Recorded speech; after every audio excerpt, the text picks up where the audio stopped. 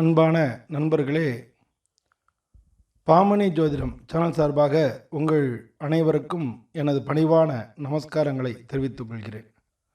இந்த பாமணி ஜோதிடம் சேனலில் முழுமையான ஆன்மீக தேடல்களுக்கும் ஜோதிட தேடல்களுக்கும் உங்களுக்கு ஒரு நல்ல விளக்கங்கள் பெறக்கூடிய சேனலாக இருக்கும்.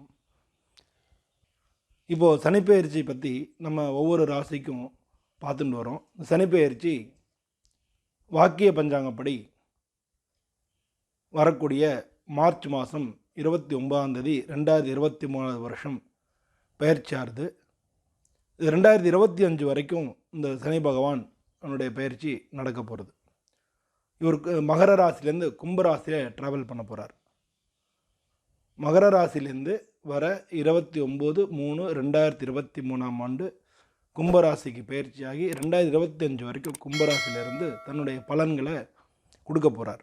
இதில் இப்போ இந்த வீடியோவில் நம்ம ரிஷபராசி அன்பர்களுக்கு இந்த சனி பகவான் ரிஷபராசிக்கு 10வது வீட்டுக்கு வரார். 9வது வீட்டிலேருந்து 10வது வீட்டுக்கு வரார். இவருடைய பார்வை ரிஷபராசிக்கு 12ஆம் இடத்தையும் 4வது வீட்டையும் 7வது வீட்டையும் தன்னுடைய பார்வைகளால் பார்க்க போகிறார். இப்போ சனி பகவானுக்கு 3, 7, 10 இந்த வீடுகள் தான் பார்வை அப்படின்னு சொல்லிப்பார். பொதுவாக ஒரு கிரகத்தினுடைய பலன்களை தெரிஞ்சுக்கணுன்னா அந்த கிரகம் இருக்கக்கூடிய ஸ்தான பலம் எந்த இடத்துல இருக்கார், எத்தனாவது வீட்டில், இவங்க ராசியிலேருந்து எத்தனாவது வீட்டில் அவர் இருக்கார் அப்படின்றதையும், அவர் அங்கேருந்து எந்தெந்த வீடுகளை பார்க்குறார், அதாவது திருக்பலம் அப்படின்னு சொல்லக்கூடிய எந்தெந்த வீடுகளை பார்க்குறார் அப்படிங்கிறத வச்சு நம்ம பலன்களை தெரிஞ்சுக்க போகிறோம். இதுதான் ஒரு கிரகத்தினுடைய பெயர்ச்சியின் மூலமாக நம்ம தெரிஞ்சிக்க வேண்டியது. இது மூலமாக தான் அவர் பலன் கொடுக்க போகிறார். இப்போ ரிஷபராசிக்கு தொழில் ஸ்தானம் அப்படின்னு சொல்லக்கூடிய 10வது வீட்டுக்கு, கர்மஸ்தானம்னு சொல்லக்கூடிய 10வது வீட்டுக்கு அவர் வர போகிறார். இவர் 10வது வீட்டுக்கு வர்றதுனால தொழில்களை ஏற்படுத்த போகிறார். தொழில்களில் ஏன்னா இவர் தான் 10வது வீட்டுக்கு அதிபதி. இவர் தான் இந்த ரிஷபராசிக்காரங்களுக்கு 9வது வீட்டுக்கும் 10வது வீட்டுக்கும் அதிபதி இவர் தான். அதனால் தொழில்களை ஏற்படுத்தி தர வேண்டிய கர்த்தா இவர் தான். இவரால் தான் உங்களுக்கு தொழில் நல்லபடியாக நடக்கணும். அதனால் இப்போ அவர் அந்த வீட்டிலேயே ஆட்சியாக வர்றதுனால உங்களுடைய தொழில் நல்லா மேலோங்கும். இது வரைக்கும் உங்களுக்கு தொழில் சாதாரணமாக போயின்னு இருந்தது. ஒரு நல்ல செகண்ட் கியர், தேர்ட் கியர் போட்டு நல்லா டாப்பாக போகக்கூடிய அளவுக்கு உங்களை தொழில் முன்னேற்றங்கள் ஏற்படும். ஏன் இந்த தொழில் முன்னேற்றங்கள் ஏற்படும்? அவர் மகர ராசியை காட்டிலும் கும்பராசியில் சனி பகவான் நல்ல பலன்களை ரிஷபராசிக்கு தருவார். ரிஷபராசிக்கு யோகக்காரகனும் சனி பகவான் தான். முழு யோகக்காரகனும் சனி பகவான் தான். இவர் 12ஆம் இடத்தை 3வது பார்வையாக பார்க்கறதுனால இவங்க இந்த தொழில் மட்டும் இல்லாமல் புதிய முதலீடுகளை கொஞ்சம் அவர் தவிர்த்துக்கிறது நல்லது. ஏன்னா சனி பகவானோட பார்வை அப்படின்னு இருக்கிறது நமக்கு ஒரு சில நெகட்டிவ் அஸ்பெக்ட்ஸ் தான் கொடுக்கும். அது 12ஆம் வீடுன்றது விரயஸ்தானம். ஸோ அதனால் உங்களுக்கு புதிய முதலீடுகள் போட்டோம்னா அது விரயமாகிறதுக்கு வாய்ப்புகள் இருக்குது. அதனால் புதிய முதலீடுகளை தவிர்த்துக்கிறது நல்லது. ஏற்கனவே இருக்கக்கூடிய தொழிலை நம்ம இன்னும் அதிக அக்கறையோடையும் அதிக கவனத்தோடையும் அந்த தொழில்களை கரெக்டாக செஞ்சோம்னா அதுலேயே நமக்கு நல்ல விதமான சூப்பர் பலன்களை தரக்கூடியவர். அந்த தொழிலை நமக்கு ஸ்திரப்படுத்தக்கூடியவர். ஏன்னா வாரம் சொல்கிறோம் இல்லையா, சனிக்கு ஸ்திரவாசரம்னு பேர். அதனால் நமக்கு அதை ஸ்திரமாக ஏற்படுத்தக்கூடியவர். இது வரைக்கும் வேலை ஏதோ வேலை பார்த்துட்டு இருந்தோம் இல்லையா, அதெல்லாம் இல்லாமல் உங்களுக்கு தொழில் இதான் அப்படின்னு சொல்லி நிச்சயப்படுத்தி இந்த 2.5 வருஷ காலத்தில் உங்களுக்கு தொழில்களை உறுதிப்படுத்தக்கூடியவராக சனி பகவான் இருக்கார். அது மட்டும் இல்லாமல் இவருடைய பார்வை உங்களுக்கு 4வது வீட்டில் இருக்குது. 4வது வீட்டில் இருக்கிறதுனால இந்த ராசி ரிஷபராசியை சேர்ந்த படிக்கக்கூடிய குழந்தைகளுக்கு ஒரு சில சிரமங்கள் வரப்போகிறது. படிப்புகளில் ஒரு சில படிக்கக்கூடிய கல்வி சாலைகள்லையோ அதுக்கு போகிறது வர்றதுலையோ அங்கே இருக்கிறதுலையோ இல்லை இருக்கக்கூடிய வாத்தியார்கள்னாலேயோ அவங்களுக்கு ஒரு சில பிரச்சனைகளையும் ஒரு சில துன்பங்களையும் தரப்போகிறார். படிக்கக்கூடிய ரிஷபராசியில் பிறந்த படிக்கக்கூடிய குழந்தைங்களுக்கு ஒரு சில சிரமங்கள் ஏற்பட போகிறது படிப்பில்.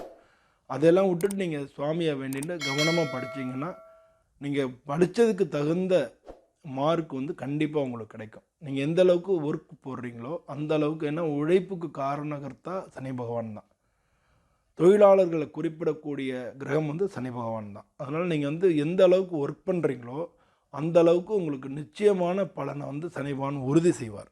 அதனால் இந்த மாதிரியான விஷயங்களை விட்டுட்டு மாணவர்கள் வந்து படிக்கிறதுல கவனத்தை செலுத்தி அவங்க படித்தாங்கன்னா நல்லது. ஆனால் வந்து அவங்களுடைய அகங்காரமாக ஆகி அவங்க வந்து ஒரு சில நான் அப்படி படிச்சுட்டேன்னு சொல்லி அசால்ட்டாக நீங்கள் இருந்தீங்கன்னா அது வந்து உங்களுக்கு படிப்பில் வந்து ஒரு சில நெகட்டிவ் அஸ்பெக்டை தான் தரும். அதனால் வந்து நீங்கள் கவனமாக இருந்து முழுமையாக அந்த 2 வருஷம் படித்து படிப்பில் கவனத்தை செலுத்தி மீண்டும் மீண்டும் கவனத்தை செலுத்தி நீங்கள் அதை ரொட்டீனாக ஒரு ப்ராக்டிஸ் மாதிரி பண்ணி அந்த மாதிரி படிச்சிங்கன்னா கண்டிப்பாக உங்களால் ஜெயிக்க முடியும்.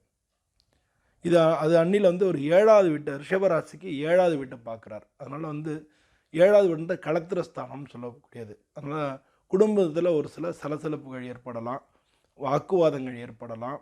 அது மட்டும் இல்லாமல் வந்து ஒரு சில பேர் வந்து திருமணம் ஆகாதவங்களுக்கு திருமண தடைகளையும் ஏற்படுத்தலாம். தடைகளை ஏற்படுத்தி அதுக்கப்புறம் தான் கொடுப்பார்.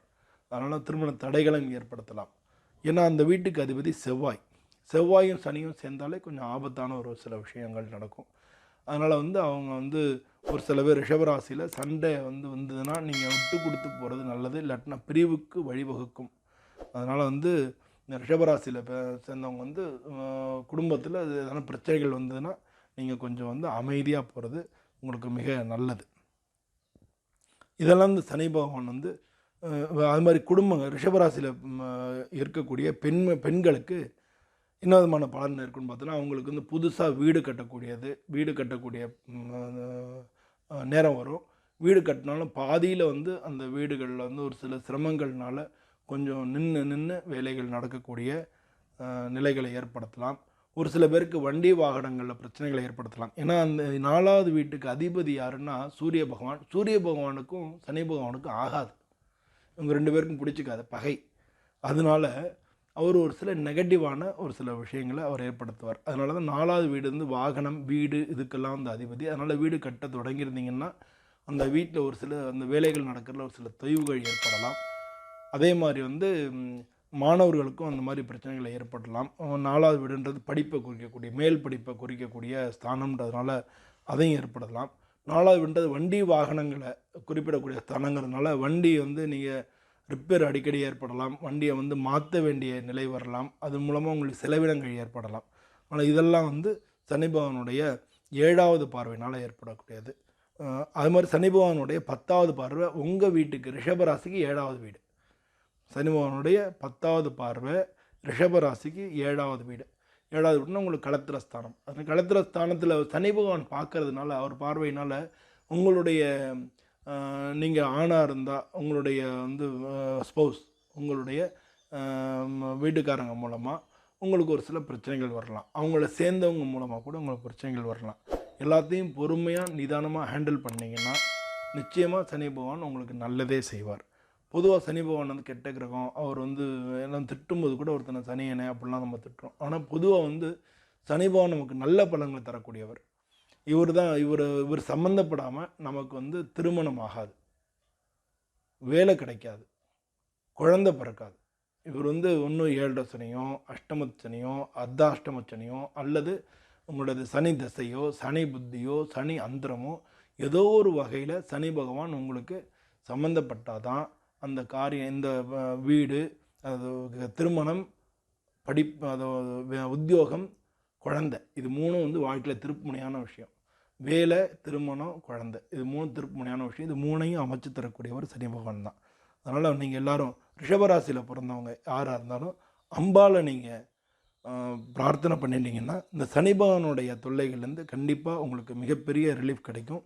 சனி பகவான் வந்து உங்களுக்கு எல்லா விதமான நல்ல பலன்களையும் தருவார். ரிஷப லக்னக்காரங்களுக்கும் இதே மாதிரி பலன்கள் தான் நடக்கும். ஏன்னா ரிஷப லக்னக்காரங்களுக்கும் அவங்களுக்கு 10வது வீட்டுக்கு அதிபதி சனி பகவான் கோச்சாரத்துலேயும் அதே இடத்துக்கு வர்றதுனால அவரு கிட்டத்தட்ட இதே பலன்களை தான் கொடுப்பாரு உங்களுடைய. ஆனால் உங்கள் லக்னத்திலேருந்து பார்க்குறதுனால சனி பகவான் உங்களுடைய ஜாதகத்தில் எங்கே இருக்காருன்னு தெரிஞ்சுக்கணும். உங்களுக்கு இப்போ என்ன தசாபுத்தி நடக்கிறதுன்னு தெரிஞ்சுக்கணும்.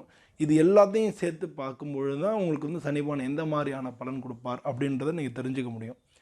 பொதுவாக வந்து உங்களுக்கு இது மாதிரி உங்களுடைய ஜாதகம் தெரியல, எனக்கு வந்து ராசி மட்டும்தான் தெரியும், எனக்கு இப்போ என்ன தசாபுத்தி நடக்க தெரியல அப்படின்னா நீங்கள் வந்து இந்த சேனலில் வரக்கூடிய அந்த நம்பரை பார்த்து, அந்த ஃபோன் நம்பருக்கு உங்களுடைய பெயர், உங்களுடைய பிறந்த தேதி, பிறந்த இடம், பிறந்த நேரம் இது எல்லாத்தையும் நீங்கள் வாட்ஸ்அப்பில் அனுப்பிச்சிங்கன்னா, நாங்கள் வந்து உங்களுக்கு இலவசமாகவே அந்த ஜாதகத்தை, உங்களுடைய இப்போ என்ன தசாபதி நடக்குது அப்படின்ற அந்த ஜாதகத்தை உங்களுக்கு அனுப்பிச்சி வைக்கிறோம்.